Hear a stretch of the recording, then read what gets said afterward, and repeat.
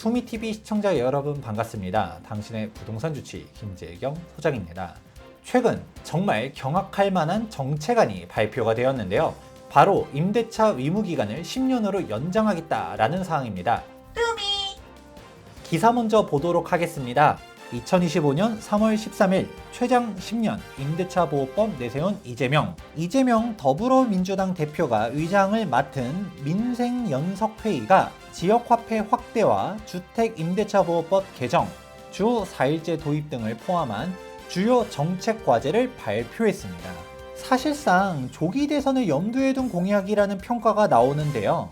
안 그래도 민주당에서는 조기 대선을 의식한 듯 중도층 표심을 잡기 위해서 우클릭 발언들을 많이 하고 있었는데, 이재명 대표는 최근 우클릭 행보와 대척점에 선 일부 정책을 의식한 듯 한쪽만 보는 것은 옳지 않다라는 입장을 밝히기도 했습니다. 그동안은 조기 대선을 의식하여서 중도와 보수 지지자들을 포용하기 위한 발언들을 하다가 다시금 진보 지지자들을 위한 정책안이 나왔다라고 이해하면 좋을 것 같습니다.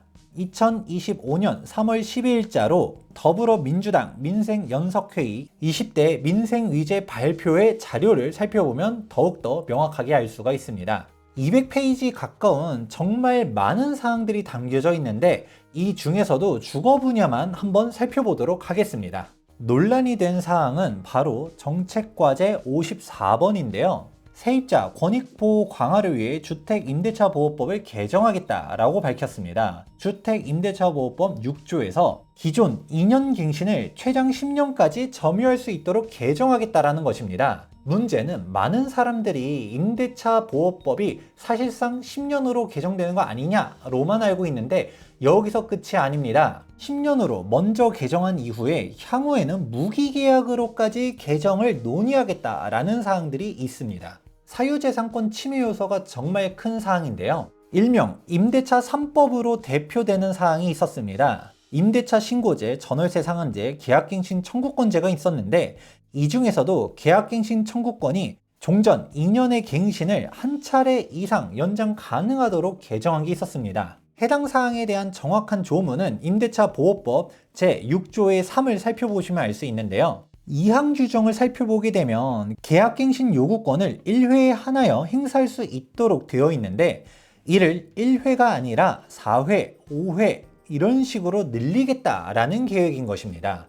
사실상 원래 2년에 2+2+2+2 이런 식으로 최장 10년을 만들고 향후에는 무기계약까지 만들겠다라는 의도가 여기에 있는 것이죠. 해당 사항에 대해서는 일전에도 계약갱신 청구권 무제한 추진 영상에서도 상세하게 설명드린 적이 있었습니다. 당시 윤종원 의원 대표 발의로 주택임대차보호법 일부 개정 법률안이 나왔었는데요. 사실상 세입자가 무제한 거주할 수 있도록 하겠다라는 사항이 담겨져 있었고, 반대 여론의 철회가 되었었는데, 이번에 민주당 주도로 다시금 부활한다라고 볼 수가 있습니다. 사실상 임대차 시장이 교란된다라는 부분이 있습니다. 단순하게 생각하면 임대차 시장에 가격 상한선이 생기는 거와 다를 바가 없는데요. 가격이 제한된다라고 하게 되면 계약갱신을 하게 되는 기존 세입자 같은 경우는 임대차 가격이 안정이 되는 효과가 있을 수는 있겠지만, 이로 인하여 물량이 줄어들게 되었을 때 새롭게 임대차를 구해야 되는 지방에서 상경하는 사람들이라든가 신혼부부의 경우는 줄어든 소수의 물량으로서 쏠리게 되면서 높은 가격을 부담해야 되는 문제점이 나타나게 됩니다. 이중가격 형성뿐만이 아니라 종전 기득권 세입자와 신규 세입자 간에 사실상 갈라치기나 다름이 없습니다. 당연한 이야기지만 세입자들의 권익을 보호해야 된다라는 그 대전제가 저는 잘못됐다고 보지 않습니다.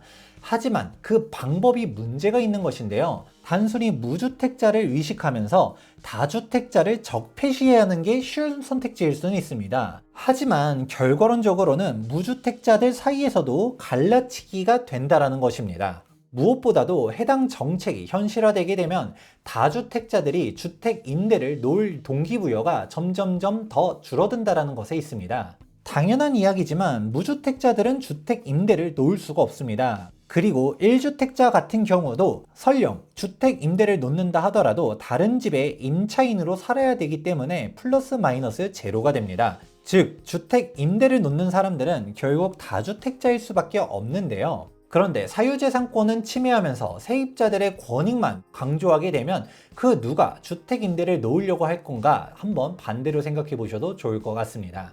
벌써부터 부동산 커뮤니티에서는 집이 빼앗겼다, 이 차는 이제 제 겁니다를 패러디하여서 이 집은 이제 제 겁니다, 제 마음대로 살 수 있는 것입니다 라는 말까지 나오고 있습니다. 이런 식으로 세입자들의 권익만 강화하게 되면 결국 유럽처럼 될 수밖에 없습니다. 세입자들을 퇴거하기가 정말 어려운데요. 월세를 들어오려는 세입자를 면접까지 보는 분위기가 형성되어 있습니다. 대한민국도 사실상 임차인의 종신계약을 형성하게 되게 되면 세입자들이 점점 더 집을 구하기 어려워지는 시대가 열릴 것입니다. 이렇게 전세 금액이 또 치솟지 않겠냐라는 비판 기사들이 쏟아지기 시작하자 부랴부랴 이재명 대표는 전세 10년 보장법 바람직하지 않다라는 논평을 하였는데요. 그러면서 20대 민생위제가 공약이 아니라면서 사실상 선을 그었습니다.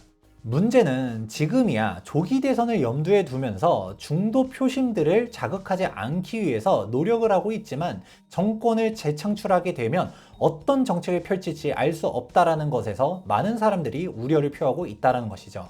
그러한 대중들의 우려를 현실화시킨 것이 이번 20대 민생위제였었고, 민생위제를 발표한 사람들의 명단을 살펴보게 되면 정말 경악을 금치 못합니다. 대표적으로 주택 부분에 대한 외부 위원들을 살펴보면 알 수 있는데요. 가장 선두에서 좌장을 맡은 변창흠 같은 경우는 전 국토교통부 장관으로서 이사 부동산 대책을 주도한 장본인입니다. 변창흠 장관의 이사 부동산 대책은 일명 현금 청산 논란을 만들었었던 사항으로서 투미TV에서도 여러 번 비판 영상들을 찍어 올렸었는데요. 당시 현금 청산 위헌 논란에 토지 수용은 현금 보상이 원칙이지 현물 보상이 예외다 라는 발언으로도 유명했습니다. 이렇게 진보 인사들로 구성된 이번 정책안은 정말 경악할 만한 안들이 다수 포함되어 있습니다. 하나하나 모두 다 설명해 드릴 수는 없겠지만 가장 대표적인 사항은 계약갱신 청구권 10년 연장에 대한 사항이고, 그 외에 대해서도 한 번씩 읽어보시면 좋을 만한 내용들이 많이 담겨져 있습니다.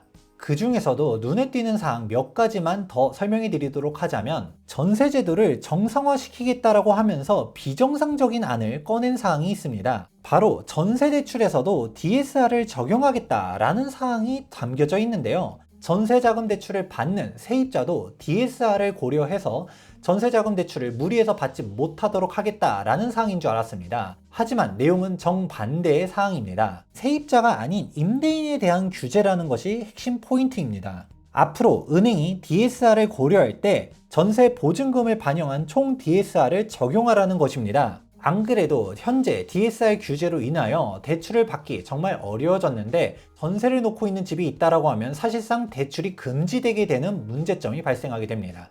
또 다른 사안으로는 전세대출 제도 개혁을 통한 주거복지의 헌법정신 실현이라는 어마어마하게 거창한 안도 있는데요. 세입자의 전세자금 대출을 점진적으로 축소시켜야 된다는 사항이 담겨져 있습니다. 여기서도 유주택자 같은 경우는 전세자금 대출 자체를 폐지시켜야 된다라는 사항까지 담겨져 있는데요. 이런 사항들을 주장하는 사람들의 핵심은 이겁니다. 전세제도라는 것이 집값을 올리는데 일조를 하고 있으니 사실상 전세제도는 소멸을 해야 된다라는 사항들을 계속적으로 강조하면서 임대인도 규제하고 임차인도 규제하겠다는 사항들이 내포되어 있습니다. 하지만 이분들이 놓치는 것이 하나 있습니다. 바로 전세제도라는 것이 세입자의 주거 부담을 낮추는 가장 효과적인 수단이라는 것입니다. 전세를 옥죄게 되어서 월세화가 심해지게 되면 정작 피해를 받는 것은 서민들이라는 것을 모르고 있는 것 같습니다. 전세제도가 없는 외국이라고 해서 매매 금액이 저렴한지 생각해 보시면 이 전세 규제에 대한 문제점을 파악해 볼 수가 있습니다. 단기적으로는 전세를 건듦으로 인해서 매매 금액이 흔들릴 수는 있겠지만 월세화가 되면서 높아진 월세 수익률이 다시금 부동산 매매 금액을 높이게 된다는 것은 금방 알 수가 있는데요. 결과론적으로는 집값은 못 잡으면서 월세를 납부하는 사회를 원하시는 것 같습니다. 지금까지 더불어민주당의 20대 민생위제에 대해서 설명해 드렸습니다. 자유민주주의 수호 그리고 사유재산권을 보호하기 위해서라면 결국 국민들이 똑똑해져야 된다는 점을 다시 한번 강조드리고 싶습니다. 오늘 영상은 여기까지입니다.